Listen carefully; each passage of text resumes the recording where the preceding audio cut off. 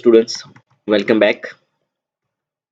हमने last lecture में देखा था कि हाँ कि आइडेंटिफायर क्या है, कीवर्ड्स क्या है, टोकन्स क्या है, and single line comment and multi line comment. आज हम देखेंगे कि वेरिएबल्स क्या है, देन जो जो डेटा टाइप्स हैं, ओके, वो हम आगे देखेंगे। आज देखेंगे header file. In C language, the header file contains the set of predefined standard library functions. Okay, इसमें क्या होता है कि header files क्या है, जो ऑलरेडी हम C में जो फंक्शन या जो भी वेरिएबल्स या जो भी डेटा टाइप्स हम यूज करेंगे, तो ऑलरेडी वो प्रीडिफाइंड है, वो हमारी स्टैंडर्ड लाइब्रेरी में। तो वो हेडर फाइल हमें यूज करनी है, तो वो हम कैसे करेंगे? ओके, हर एक हेडर फाइल का एक्सटेंशन क्या होगा? डॉट एच होगा। Include pre-processing directive is used to include the header files with .h. Okay, with .h. Okay, इसके सिंटैक्स ये है, has include then file name, जो भी फाइल हमें ऐड करनी है, हमारी हेडर फाइल ऐड करनी है उसके लिए। ओके, तो ये सारी हेडर फाइल्स है। First of all studio.h, standard input output functions. Second one is a console input output.h. Okay, these are the main two common header types. Okay, studio.h and conjure.h, वो हम हर एक जगह पे use करेंगे, standard input output function के लिए and console input output function के लिए। उसके बाद है स्टैंडर्ड लाइब्रेरी डॉट एच, यानी जनरल जो यूटिलिटी फंक्शंस है उस वो हमें यूज करने हैं, तो हम ये फाइल इंक्लूड करेंगे। हमें कैसे करनी है? हैज इंक्लूड, देन जो भी हमें एंगुलर ब्रैकेट्स में जो भी हमें हेडर फाइल यूज करनी है वो, for example studio dot H, angular brackets में एंगुलर ब्रैकेट में कॉन्यो डॉट एच। अभी उसके बाद है मैथमेटिकल डॉट एच, यानी जो मैथमेटिकल फंक्शंस हमें यूज करनी है, तो उसके लिए हमें ये math dot H header files use करनी पड़ेगी। उसमें बहुत सारे इनबिल्ट फंक्शन है जो मैथमेटिक्स में यूज करते हैं, जो स्क्वायर है, रूट है, वो सारे functions. Then string dot H, जो स्ट्रिंग के फंक्शंस है वो हमें यूटिलाइजेशन करने हैं, वो हमें मैनिपुलेशन करना है, तो उसके लिए हम क्या यूज करेंगे? String dot H. Then next one is a C type dot H, जो कैरेक्टर हैंडलिंग फंक्शंस है। सपोज कोई कैरेक्टर है, वो कैरेक्टर कौन सी जगह पे है वो फाइंड करना है। ओके, तो वो सारे हैंडलिंग फंक्शन है, तो वो हमें मैनिपुलेशन करने हैं, तो उसके लिए हम C type dot H use करेंगे। उसके बाद है time dot H, date and time functions जो हमें कैलकुलेशन करना है। सपोज हमें जो आज की डेट है, तो हमें कैलकुलेट करना है कि हाँ कि इस बच्चे के कितनी एज हुई, तो वो सारे फंक्शंस, टाइम रिलेटेड फंक्शन और डेट रिलेटेड फंक्शंस हमें यूज करना है, तो हम time dot H header file use करेंगे। उसके बाद है float dot H, limits of float types, जो फ्लोट की रेंज डिफाइन करेंगे और फ्लोट की कैलकुलेशंस हमें चाहिए, तो ये ज़्यादातर हम यूज़ नहीं करते हैं। मेनली हम studio dot H, conjure dot H and math dot H, string dot H and standard library dot H, ये 5 जो ऊपर वाले हैं वो ही हम रेगुलर यूज़ करते हैं। Now constants, the C constant is the most fundamental and essential part of the programming language. Constants in C are the fixed value that are used in the program. Okay, constant यानी कि जो हमें values use करनी है, fixed values, तो उसके लिए हम कांस्टेंट डिफाइन करेंगे। It's value remains the same during the entire execution of the program. वो हम पहले से जो हमने कांस्टेंट वैल्यू दी होगी, तो वो entire the program remains same होगी। Constants are also called literals. The first one is a numerical constants. It is referring to a sequence of digits, integer of 3 types: decimal integer, octal integer and hexadecimal integer. Okay, mainly जो हम constants है उसको हम दो parts में divide करेंगे। First one is a numerical constants and the second one is a character constants. Okay, constants को हम दो पार्ट में डिवाइड करेंगे। First one is numerical constant and the second one is a character constants. Now हम पहले देखेंगे numerical constants. Numerical constants में first one is a integer constants.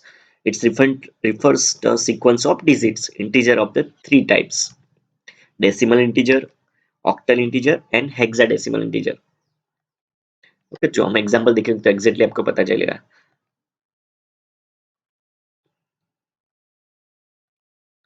Okay, तो ये सारे हैं इंटीजर कांस्टेंट्स। 85 यानी जो डेसिमल है, 0213 यानी ऑक्टल है, 0x4b यानी हेक्साडेसिमल है।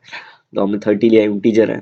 30u unsigned integer, then long unsigned long. Okay, तो ये सारे इंटीजर कांस्टेंट्स है। ओके, मेनली उसके तीन टाइप्स है, decimal integer, octal integer and hexadecimal integer.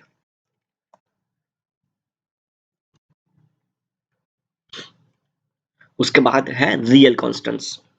Okay, numerical constants में second part real constants. The number containing a fractional parts like 99.25 are called a real or floating point constant. Okay, तो ये सारे example हैं, -2.0, 0.0000234, -022 e exponential 5। Okay, तो ये है हमारे floating point constant. Floating point constant बोले तो भी सेम, रियल कांस्टेंट भी same. Okay, now the second one. Okay, first हमने न्यूमेरिकल कांस्टेंट ऑलरेडी मैंने समझा दिया। न्यूमेरिकल कांस्टेंट्स में दो parts, integer constant and real constant. Now character constants. The character में first one is a single character constants. It is a simply contains a single character enclosed with the single quotations, single quote, a pair of a single quote. It is noted that the character 8 is not the same as 8. Okay, जो double single quotation में 8 होगा वो और single 8, वो दोनों different character है, not the same character. Character constants have a specific set of integer values known as ASCII values. Okay, character constant के have a specific set of integer values. Character constant है, उसकी specific values होगी, वो किस में होगी, ASCII में होगी। ASCII क्या है वो हम आगे देखेंगे exactly, तो exactly आपको पता चलेगा कि हाँ क्या है। ओके, तो ये इसके एग्जांपल है, सिंगल कोटेशन में x, सिंगल कोटेशन में 5, देन सिंगल कोटेशन में सेमीकोलन। तो these are the single character constants. Now the next one is a string constants. Character constants में second part string constant. These are the sequence of character enclosed in the double quotes. Okay, single character में क्या था, single quotation में। यहाँ पे string constant में क्या आएगा, डबल कोटेशन में जो भी हम स्ट्रिंग लिखेंगे, जो भी हम टेक्स्ट लिखेंगे, ओके, तो उसको हम क्या बोलेंगे, स्ट्रिंग कांस्टेंट बोलेंगे। दे में include letters, digits, special characters and blank spaces. Example है हेलो, डबल कोटेशन में हेलो 2015 एंड 2+1, तो these are the string constants. And the third one is a backslash constants. C supports the some character constants having a backslash in front of it. Okay, the list of backslash character has specific meaning which is known to the compiler. Okay, slash हम लिखेंगे तो वो क्या है, for the new line, slash r for the carriage return, slash 3 for the horizontal tab के लिए, slash v for vertical tab, slash single for single quotation के लिए, double slash double for double quote, and slash 0 for the null. So these are the backslash character constants. Okay, character constant में तीन part, single character constant, string constant and backslash character constant. Now variables. Okay, a variable is the name of the memory location. It is the used to stored data. Okay, कोई भी हमें data है वो store करना है तो उसके लिए कोई नाम चाहिए, तो वो नाम क्या है, वो वेरिएबल है। A variable is the name of the memory location. It is used to store data. Its value can't be changed. It can be reused many times. Okay, its value can be changed and it can be reused many times. It is way to represent the memory location through a symbol so that can easily identified. Okay, तो इसकी syntax क्या होगी, data type then variable name. Okay, जो variable name है वो variable है। Okay, यहाँ पे एग्जांपल दिया, integer a then float b is equal to 5.6। Integer and float data type है, वो हम आगे देखेंगे कि क्या है। Now rules for the defining variables. A variable can have a alphabets, digit and underscore. A variable can have a alphabet, digit and underscore. A variable name can start with the alphabet and underscore only. It can't start with the digit. Okay, वो हम digit से start नहीं करेंगे कभी भी, underscore या alphabet से हम start करेंगे। No white space is allowed in the variable name. A variable name must be a reserved word or keyword. Okay, white space allowed नहीं है, देन जो डिजिट स्टार्टिंग में नहीं होना चाहिए, अंडरस्कोर और अल्फाबेटिकल ही आगे होना चाहिए, और जो रिजर्व कीवर्ड है हमने देखे थे 32 कीवर्ड्स, वो यहाँ पे हम यूज नहीं करेंगे। Variable name must not start with the reserve word और कीवर्ड। जो वैलिड वेरिएबल नेम क्या है उसके एग्जांपल मैं आपको दिखा दूं, तो integer a, this is the valid variable, integer underscore a b, okay, this is also valid variable, integer a 30, this is also valid variable. अभी इनवैलिड वेरिएबल हम कैसे बोलेंगे, इंटीजर 2, हमने पहले ही बोला रूल्स में कि हाँ, जो डिजिट है, डिजिट से हम स्टार्ट नहीं करेंगे। इंटीजर ए स्पेस बी, तो वो भी स्पेस अलाउड नहीं है। Then integer long, okay, special keyword और रिजर्व कीवर्ड यहाँ पे अलाउड नहीं है। ओके, नाउ वेरिएबल्स के टाइप्स कितने हैं?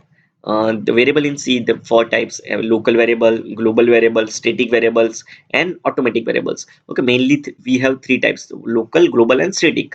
Okay, a variable that is declared inside the function or blocked is called a local variable। जो हमारे मेन स्ट्रक्चर है उसमें हमारा मेन फंक्शन है, ओके, मेन फंक्शन के अंदर हम जो भी वेरिएबल डिफाइन करेंगे उसको हम क्या बोलेंगे, लोकल वेरिएबल बोलेंगे। It must be declared at the start of the block. Okay, जो स्टार्ट ब्लॉक, जो मेन हमारा मेन स्ट्रक्चर है, मेन ऑफ द हार्ट है वॉइड मेन, उसके स्टार्टिंग में ही, स्टार्टिंग ऑफ द ब्लॉक में ही हम वो डिफाइन करेंगे लोकल वेरिएबल। ओके, तो एग्जांपल देखते हैं तो एग्जैक्टली हमें पता चलेगा। Okay, void main, okay, curly braces में integer x is equal to 10, तो this is the local variable. Okay, समझ में आ गया कि हाँ, लोकल वेरिएबल हम कैसे डिफाइन करेंगे, मेन जो ब्लॉक है हमारा उसमें ही हम लोकल वेरिएबल डिफाइन करेंगे। It must be declare at the start of the block, हम कहीं भी डिफाइन कर सकते हैं हाँ, बट स्टार्टिंग में करेंगे तो वो बेटर रहेगा। Now global variable, a variable that is declared outside the function or block is called a global variable। Okay, जो outside the function है उसके बाहर हम करेंगे ना तो उसको हम global variable बोलेंगे। Any function can change the value of the global variable, it is available to the all the functions। Okay, ये क्यों है global variable, तो हम कोई भी functions या कोई भी नए function क्रिएट करेंगे तो जो हमने वेरिएबल ग्लोबल में डिफाइन किया होगा वो हम throughout the program, entire program, वो हम वेरिएबल यूज कर पाएंगे। That's why we have put it into down the global। Okay, it must be declared the start of the block, example integer a20। Okay, तो यहाँ पे हमने integer a20, तो यानी throughout the program a की value क्या रहेगी, 20 रहेगी, हम कोई भी फंक्शंस नए क्रिएट कर ले तो भी। Now static variable, a variable that is declared with the static keyword is called a static variable। हम स्टैटिक कीवर्ड के यूज करके हम जो भी वेरिएबल डिफाइन करेंगे उसको हम क्या बोलेंगे, static keywords. Okay, it returns its value between multiple function calls। Okay, it returns its values, यानी वो वैल्यू सेम ही रहेगी कोई भी हम कैलकुलेशंस कर ले तो भी। Example, void main static y is equal to 10, integer x equal to 10। Okay, तो this is called a static variable. हम स्टैटिक वेरिएबल का यूज हम कैसे करेंगे आगे हम देखेंगे एग्जांपल में, तो वो ज्यादा पता चलेगा।